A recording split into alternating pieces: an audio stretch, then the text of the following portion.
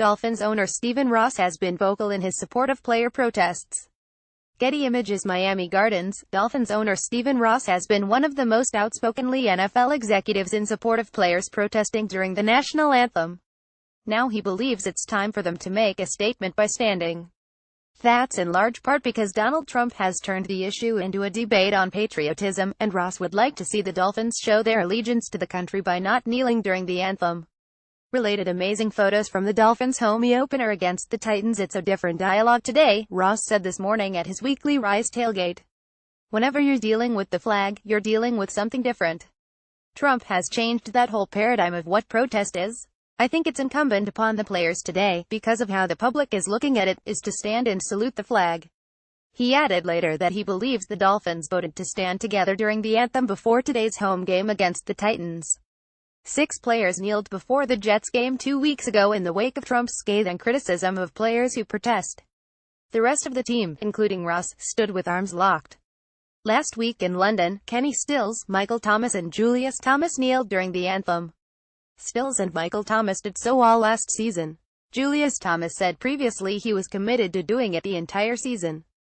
Ross believes players can have a significant impact this week by standing and eliminating any question about their patriotism, though it bears noting that Dolphins players have expressed that their protest of racial inequality is intended to make the country better. He reiterated his point that they need to respond to the conversation being framed differently now compared to last season.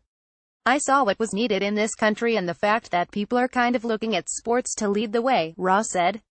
When you can be on the front page of the paper for several months like we were several years ago when we had our bullying incident and things like that, you can see how people are looking at sports with the social injustices going around and what the problems in our country are. It was a way to lead and take the upper hand and try and create change. It's a totally different tone today, though. I really applaud those guys, but I think it's different today from the standpoint of Trump has made it all about patriotism with the flag. I think it's so important today because that's what the country's looking at, that we look at it differently and there will be different ways of protesting or getting your cause out there by the athletes.